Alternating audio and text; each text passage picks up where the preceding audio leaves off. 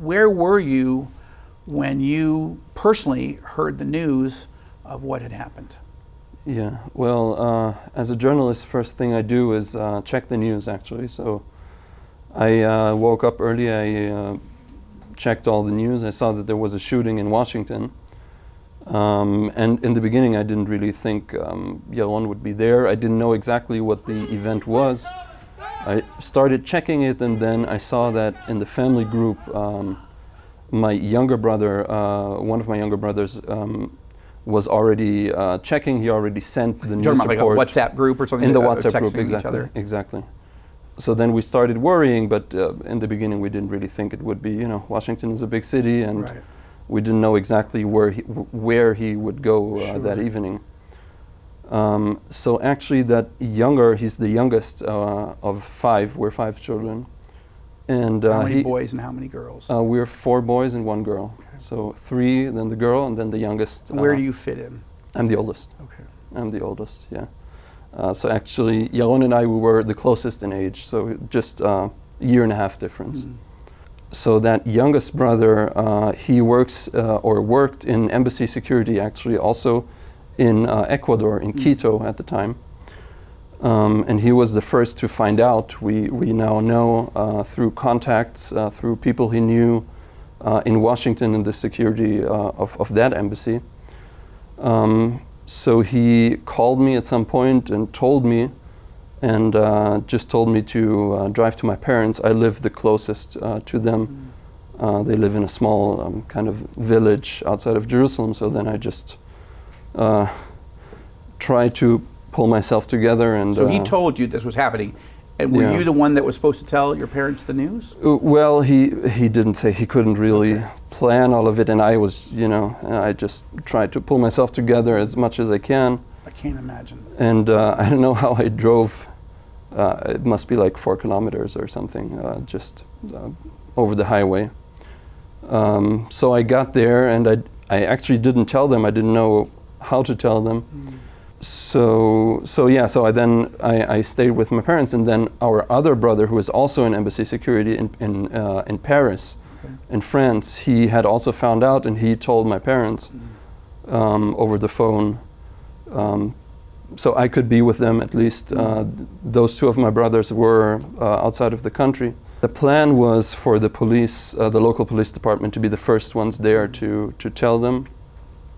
And then very fast, the foreign ministry people came, and they came. This continued for the next, until now basically. The foreign ministry has been like unbelievably good to our family. They've been grieving with us. And they just arrived. At some point, I think we had 10 people from the foreign ministry in our living room. Since that morning, really, for days, there was almost an unending stream of people who just showed up at our door. And this includes the foreign ministry people from all kinds of ranks within the foreign ministry. But very quickly, Ambassador Leiter called our family within a couple of hours. We later found out that he was actually the one to tell Sarah's family, the Milgram family, to really deliver to them these news. They hadn't heard through siblings or anything. I believe that they didn't hear an official confirmation until he called them. So for us, it was already afterwards, but he called within, I think, 1 or 2 hours. Wow. And also told, but in a short phone call, but he said, he really feels the pain of my father and my mother, and in the days after, I think the foreign minister Gideon Sa'ar also first called, and then he actually came to our house as well, together with Ambassador Huckabee, as well as the Homeland Security Secretary Kristi Noem, who was sent, I believe, by Trump especially for that reason, came to Israel and was really touching. All of the visits, and I just want to mention. You're dealing with grief, but you're also in a level of shock, perhaps, and then you've got to welcome all these people. It's a very interesting moment. You're in a very visible place. You have to be hospitable, or you're trying to be anyway. I don't know if you have to be, but that's a weird place to be in. It's actually, since we well, both of my parents didn't grow up in Israel. So this Jewish custom of Shiva, which means that you sit in your home for 7 days and people come to comfort you and to grieve with you, they also didn't really grow up with this. So for all of us, it was really our first experience of this. And we have to say it was really, in a surprising way, I think, very comforting. So, for example, for my mother, she's from Germany. You said she had to be a host. She really felt like she had to be a host, which, people come into her home, she will never just sit down and let them, she cleaned in between and she kept busy, which was good. Hanan, would you talk to me about your family's faith, your own faith, because this has come out in the news coverage over in the days that followed. And of course, our audience, TBN, the most watched Christian TV network in the United States and in the world, very interested. So, but I want you to put it in your words. Yeah, so my father is an Argentinian Jew, also according to all the Jewish laws. He comes from a Jewish family, but he found faith in Yeshua and Jesus as the Jewish Messiah when he was young. Wow. I think in when Argentina? He was still in his teens in Argentina. Wow, okay. Yes. How old was he when he made Aliyah? So he was, I think, 20 or 21 years old when he Okay. came with his mother. He only grew up with his mother Okay. in Buenos Aires. Okay. And your then- mom? So he came to Israel, and a couple of years later he met my mom, who is German. Okay. So she's from a German Lutheran family, actually. My grandfather is a retired pastor, Lutheran Really? Wow. pastor. So they met, and of course And she doesn't have a Jewish background. she doesn't have, well, there is somewhere in the family past, but okay. no immediate Okay. background. But their common faith was really the basis for them meeting each other here in Jerusalem and marrying. And so Yaron and I were then born in Jerusalem, again, a couple of years later. Amazing. You guys served in the military? Yes, so we moved to Germany a couple of years later. I was 3, Yaron was 1 year old. And then we returned when I was 16 and he was 14, and all of the younger siblings, of course, as well. And we all served in the army, and all of my siblings still live here now. How old were you when you came to faith in Jesus, in Yeshua, and how about your own? So we grew up with in a believing household. We each of us really took an individual decision at some point. Right. But we grew up in Germany. We went to a kind of, you could call it evangelical, even though it's not exactly the same thing, but in this kind of church or kehillah, we would say in Hebrew. Church. And when we came back to Israel, yeah. yes, a congregation. And so when we came back to Israel, we also joined the local Messianic Jewish congregation, also here in Jerusalem. So that was a controversy that a minor one, but came up when I did a story on Yaron. I described him as a Christian, as a believer. I didn't use the term Messianic. But I got some blowback from Messianic Jewish people who said, what are you talking about? His father's Jewish. He's part of the Jewish believing community. Why aren't you using this term? And I would just say, I hope I wasn't being disrespectful. My understanding from my reporting was that this is how he described himself as a diplomat. So for me, I was not raised as a Messianic Jew. If somebody asked me, are you? I was sure that I'm Jewish. I believe in Yeshua as Messiah. So that makes me Messianic. I go to a Messianic congregation here in Jerusalem. But in my world, which is often in the political world and business world and so forth, I was raised evangelical. That's the way I think of it. And because there's a sensitivity in the Israeli political and diplomatic world about Messianic Judaism, I don't lead with that term, but I don't shy away from it. It's just not my self-identity. But I've gotten some criticism. What's a fair way to understand you, your family, and your own, since he was the focus of all this attention? So I think it can really go into a long discussion here of exact terms and meanings, and to make it short, I think Yaron would not have rejected the term Messianic Jew out of hand. He was very proud of his Jewish identity, of his Jewish heritage. However, there's always a discussion involved. I think you touched on that as well. When you say you're a Messianic Jew, in Israel, then people start asking, are you a Jew according to the Jewish religious laws, Right. which we aren't, because And our nor am mother I, is right? Father's right. side, but not my the mother's mother side, is the yeah. important side. So Yaron, I think at some point we all individually, me and my siblings, we wrestled with this question of terms. I think Yaron at some point decided it's just easier, especially when he's outside of Israel, to say, I'm Christian, this is because this is what we are. He has Jewish heritage. It's the same thing. Exactly, Yeah. exactly. I mean, he never rejected his Jewish heritage or something of that kind. No, in fact, like I said, my boys knew him and spent Yeah. time with him, and were very impressed by the depth of his faith. Quiet, kind, very engaging, interested in everything and everyone. Yeah. And they said his faith was very strong, and they never, it never even dawned on them to think, to ask him how he would describe himself. Yeah. He was just part of the believing community here. I think it also depends a bit on the context. I think, as you said, I mean, it's very, our backgrounds are kind of similar, so it depends where you are, where if you want to avoid unnecessary discussions, sometimes in Israel you can just say you're a Christian and then people accept that. I personally, I've said often, I don't want really to argue with people about whether I am a Jew or not. I am very proud of being of Jewish heritage and proud of being an Israeli, as was Yaron. He was very Zionist,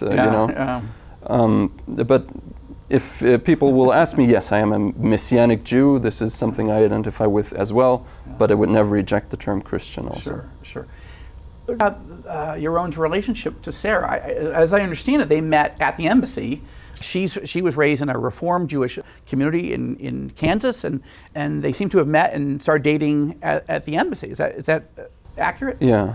That's they really met amid the carnage of the war of October 7. I mean, they were in Washington, of course, but this is something that I think also influenced Sarah in joining the embassy shortly after. And Yaron, actually, this wasn't his job, but because of October 7. He started helping out in the department where Sarah was working to help out with all of the work, of course, because of October 7, and that's how they met in the embassy.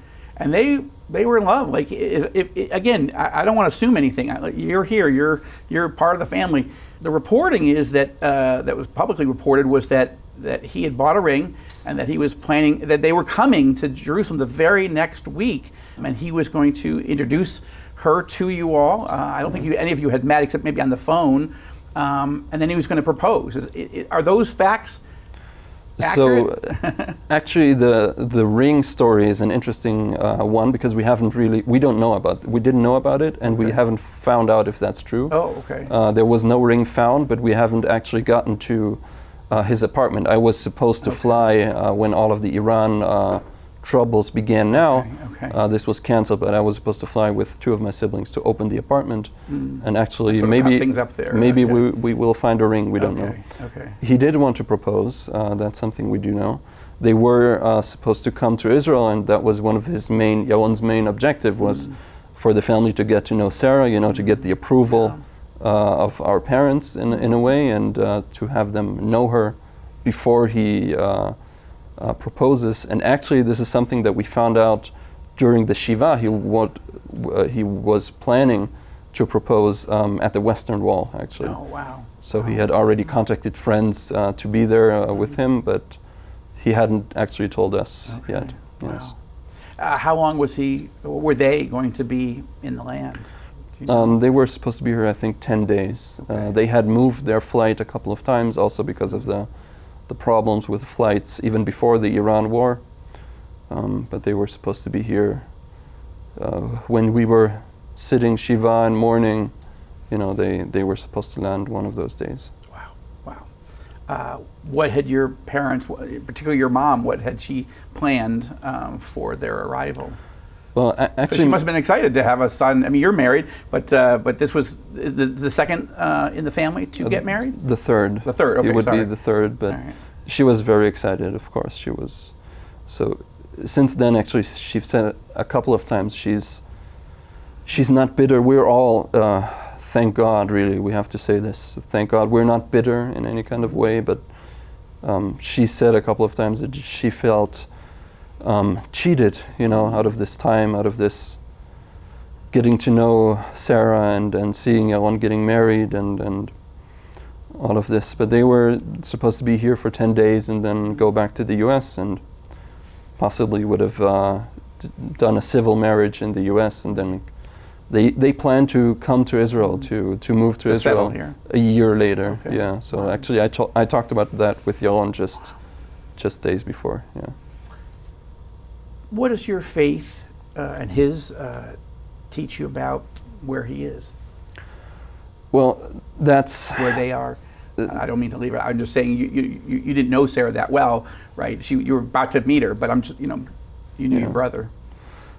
That's been the only and the biggest comfort for us as a family, actually, our faith. And we're so sad, but at least we know, we have this hope. We know that we will meet Yaron again. We know that he's with our Father in heaven now, and that is, I think, the only comfort you can have in this kind of situation. So as I mentioned, we're not bitter. We're trying to be, thankful for the time that we did have with him.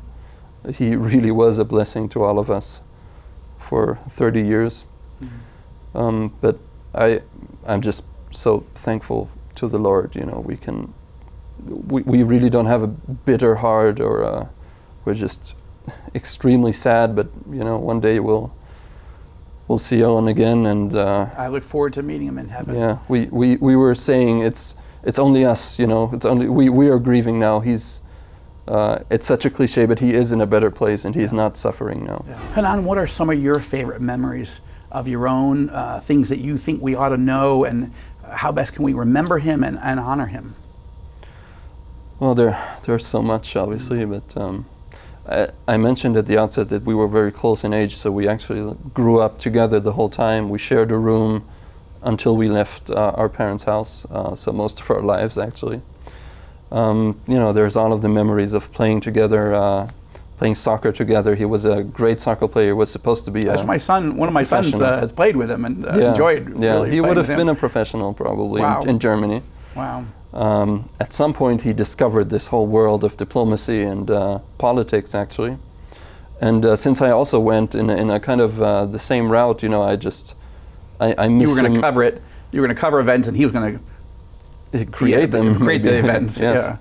Yes. So I miss him about 20 times a day when I see something interesting on X and just want to share it with him. He was always my first address to comment on something happening in the US or happening with the war, or it's all the little things. I've been asked a couple of times what are my favorite stories. I don't have one of the big stories, but it's just the small things.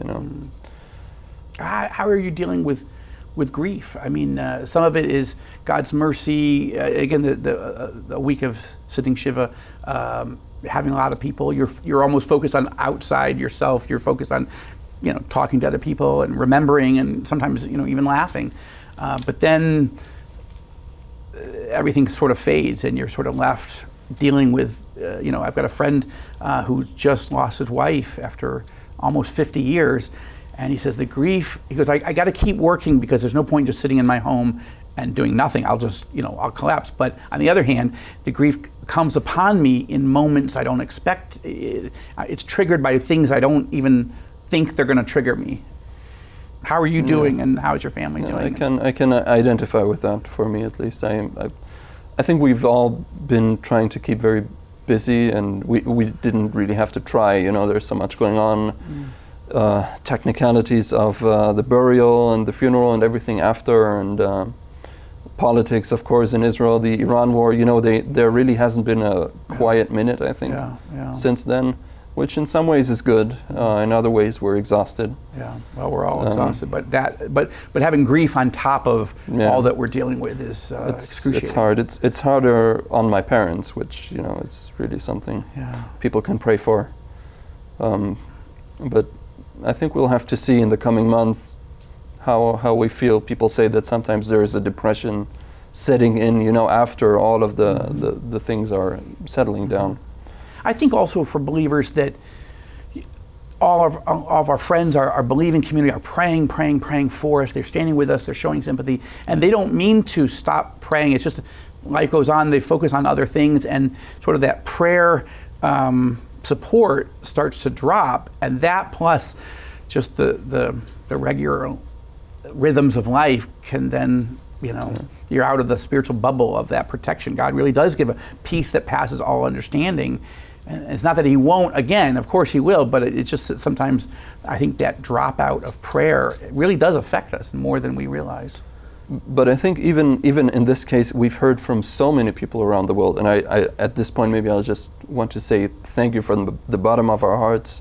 In the name of my family, we've heard from around the world, and this is not just evangelicals, we've heard from Catholics and Jews, and there's literally, I think, hundreds of thousands of people at least who are praying for us, who are thinking about us, and even if some of those prayers fade, there's been so much that I'm sure we know that people are still thinking about us and praying for us, and that's the only thing you can do. It's also the most important thing for us. Well, and you also I always have to remind myself that you've got your brother and the love of his life before the throne of the Lord, interceding, because he knows, he's happy, they're good, but they know what you're going through, and they're interceding for you every day. Yeah. Hanan, thank you. Thank you for your friendship. Thank you for your love for Israel, most importantly, your love for the Lord. Thank you for being a great journalist with All Israel News, and thank you for, you and I have been talking about this for a few weeks, like, do you even want to, you're a journalist, you're behind the scenes, you're not trying to be the story, you're trying to cover the stories, and it's sort of not the most comfortable role, but I appreciate you coming on the Rosenberg Report and talking about your brother and your family and your faith. It means a lot to me, and I know it will be to our audience. Yeah, thank you so much for having me. Absolutely.